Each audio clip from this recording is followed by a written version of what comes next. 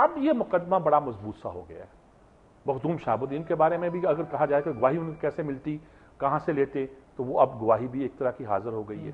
اگر یہ کہا جاتا کہ یہ موسیٰ رضا گیلانی بڑے تھے نا, وہ ہمارے یوسف رضا گیلانی بڑے سخت لہجوں میں بڑا کر کے ایک بات کہتے تھے کہ ڈیپوٹیشنسٹ ہے بریگیڈیئر فہیم کے بارے میں, جو اب انکوائری کر رہے ہیں, میرے متحد ادارہ ہے, ان کی یہ جرت پوچھتے ہیں. تو انہوں نے پوچھا کہ ذرا یہ بتائیے کہ پرائم منسٹر ہاؤس میں کتنے لوگ آتے جاتے تھے. مطلب کیا تھا کہ یہ جو ساری کاروائی ہے اس سے یہی پتہ چلتا ہے کہ یہ انہوں نے باقاعدہ ایک طرح سے اس طرح کی ہوئی ہے کاروائی کہ اس کے نتیجے کے طور پر موسیٰ رضا گیلانی اس میں پھنستے دکھائی دیتے تھے. اب پھنستے ہیں کہ نہیں پھنستے, دونوں کے ورنٹ جاری ہیں. اب جب یہ وعدہ معاف گواہ بن گئے ہیں, مجسٹریٹ سامنے ریکارڈ کر دیا ہے, کورٹ میں آ کے انہوں نے اپنی بیل کی ایکسٹینشن کی بات کر دیا, جب آفیشیلی گویا کہ ڈکلیئر ہو گئے ہیں کہ وہ وعدہ معاف گواہ ہے. اب میرا خیال میں ان کا پکڑا جانا دونوں کا, مخدوم شہاب الدین کا اور ان کا, مجھے ناگزیر نظر آتا ہے, کیونکہ آگے کاروائی بڑھانے کے لیے ایک وعدہ معاف گواہ جو چاہیے ہوتا ہے وہ تو مل گیا ہے. اب یہ بات کہاں تک جاتی ہے یہ دیکھنے والی ہے. اچھا میر صاحب, پاکستان کے مستقبل کی طرف بھی چلتے ہیں. ہمارے ساتھ پینل موجود ہے. جی ماہنور, کیا پوچھنا چاہیں گی میر صاحب سے آپ؟ میرا کوشچن یہ ہے کہ کہا گیا تھا کہ پسماندہ علاقوں کی ترقی کی جائے گی, لیکن جیسے کہ بلوچستان ہے وہاں پر کچھ بھی نہیں ابھی تک ہوا, وہاں پہ ترقی ہوئی ہی نہیں ہے. ایسا کیوں ہے؟ بلوچستان کی ترقی نہ ہونے کی ایک بڑی وجہ ہے, وہاں وہ ٹرائبل سوسائٹی ہے. ہم نے اگنور بھی کیا, ہماری قصور بھی ہے, لیکن ٹرائبل سوسائٹی میں سردار اور یہ بڑے بڑے لوگ ہیں. ویسے تو ہماری فیوڈل سوسائٹی میں بھی ہوتا ہے, لیکن ٹرائبل سوسائٹی میں اس میں زیادہ ہے. پیسہ ان کی جیب میں جاتا ہے. 25-25 کروڑ روپیہ ان کے ایم این ایز کو دیا گیا, لیکن ان کے علاقے میں جا کے دیکھا جائے تو عام آدمی کو اس کا کوئی فائدہ نہیں پہنچا. وہ پیسہ اپنی جیب میں ڈالتے ہیں, اس کو اپنا حق سمجھتے ہیں. میں نے اکبر بگٹی سے پوچھا تھا ایک بار بڑے لائٹ موڈ میں کہ آپ سوئی گیس کی رائلٹی مانگتے ہیں, کس کے لیے مانگتے ہیں؟ بلوچستان کے لیے مانگتے ہیں, بگٹی ٹرائب کے لیے مانگتے ہیں, یا سردار محمد اکبر خان بگٹی کے لیے مانگتے ہیں؟ ہوتا یہ ہے کہ یہ وہاں اس سوسائٹی میں جب پیسہ جاتا ہے ضائع جاتا ہے. ہم نے اس عرصے میں جب خاص طور پہ 18ویں ترمیم آئی ہے, خاصا پیسہ جو ہے بلوچستان گیا بھی ہے, لیکن کام نہیں ہوا. اس کا یہ مطلب نہیں ہے کہ ہم نے انہیں اگنور نہیں کیا, اگنور بھی کیا ہے. عام طور پہ بلوچستان اتنا وسیع ملک تھا, آبادی کم تھی, لوگوں نے کہا اب وہاں منرلز ہیں, ذرائع ہیں, دنیا کی دوسری طاقتیں وہاں نظر لگائی بیٹھی ہیں, تو اس کے نتیجے کے طور پر اب لوگوں کو سوچنا پڑ رہا ہے کہ وہاں کچھ کیا جائے.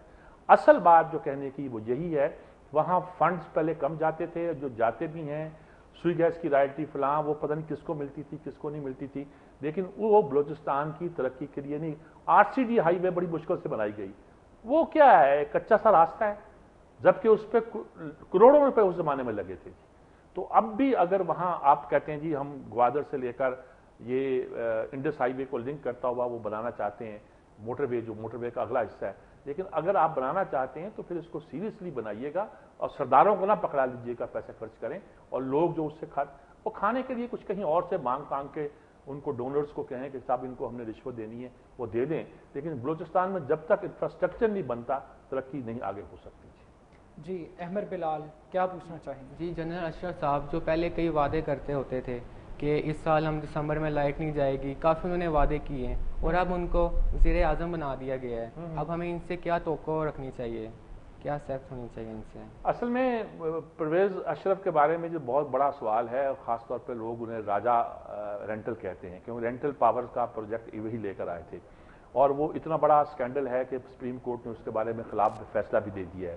یعنی گویا یہ بھی ایک طرح کے مجرم قرار پائے ہیں کہ انہوں نے ہی وہ جو رینٹل پاور کا جو کیس ہے وہ سارا جو ہے نا اس کو خراب کیا ہے. اچھا آپ نے کہا کہ بجلی جلدی خط آ جائے گی, کس طرح آئے گی کہ ہم رینٹل پاور لگا دیں, بس وہ عام لگائیں گے پاور اسٹیشن تو دیر سے لگیں گے. ہوا یہ کہ جب فرنس آئل سے یا ڈیزل سے یا تیل سے جو بجلی پیدا ہوتی ہے وہ مہنگی پڑتی ہے. اب وہ کہہ رہے ہیں کہ مہنگی بجلی پیدا کر کے ہم سستی نہیں دے سکتے. آج ہی ₹1.51 فی یونٹ پھر بڑھا دی گئی ہے قیمت.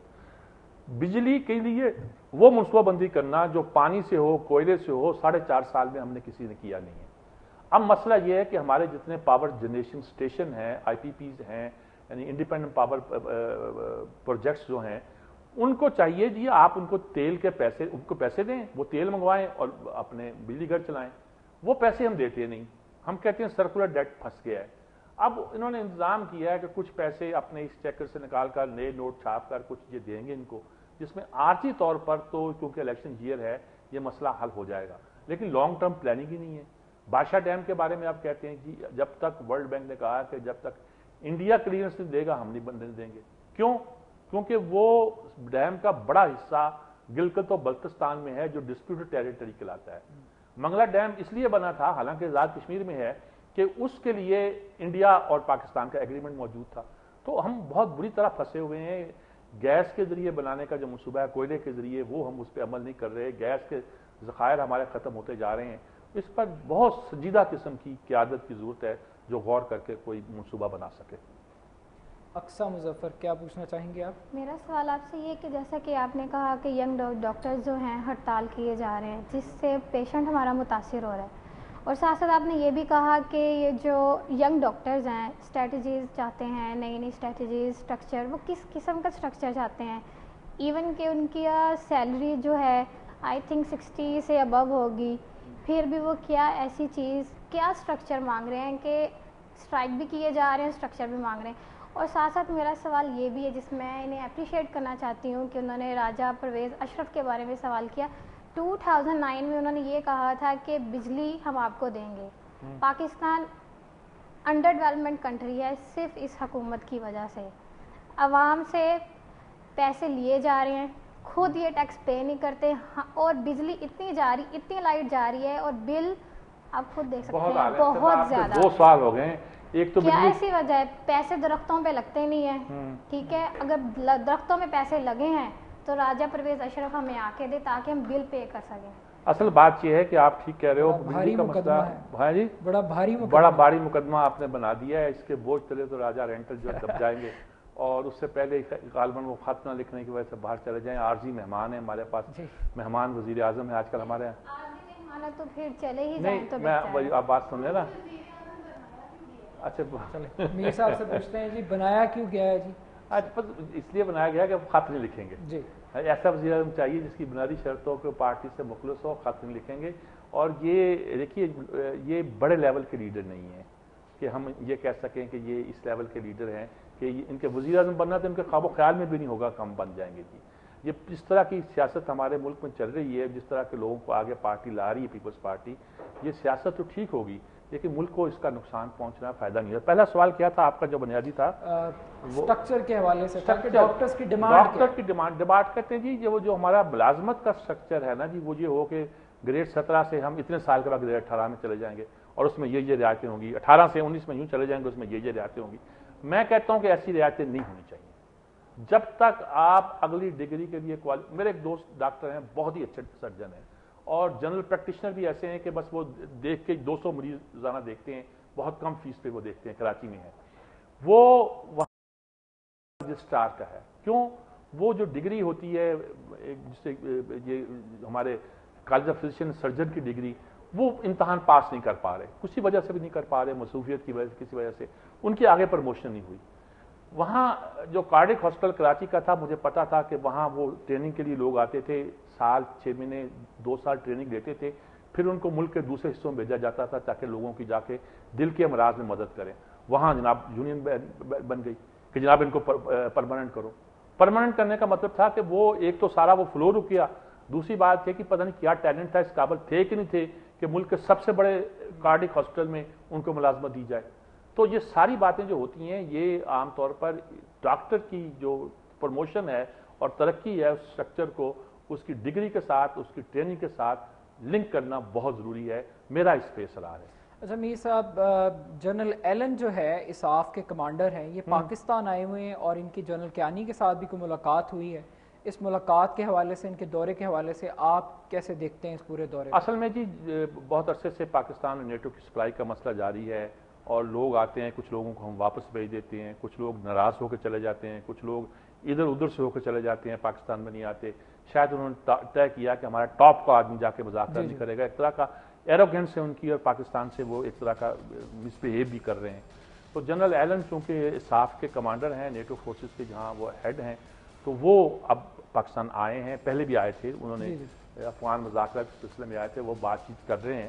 اور پاکستان بھی شکایت کی ہے کہ دیکھو افغانستان سے لوگ آتے ہیں، ہمارے بندوں کو مار کے چلے جاتے ہیں. آج ہی ہم نے پروٹیسٹ کیا ہے چارج افیئر کو افغانستان کو بلا کر.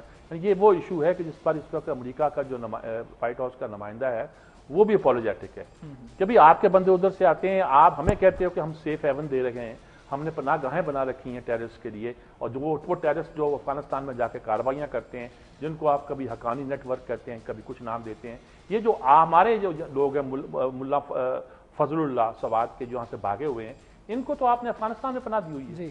وہاں سے وہ ٹریننگ بھی لیتے ہیں, آپریٹ کرتے ہیں, آ کے پاکستان کے حملہ کرتے ہیں, فوجیوں کو اغوا کر کے لے جاتے ہیں, سر کاٹ کے پھینک دیتے ہیں. آپ کو کوئی خیال نہیں آتا.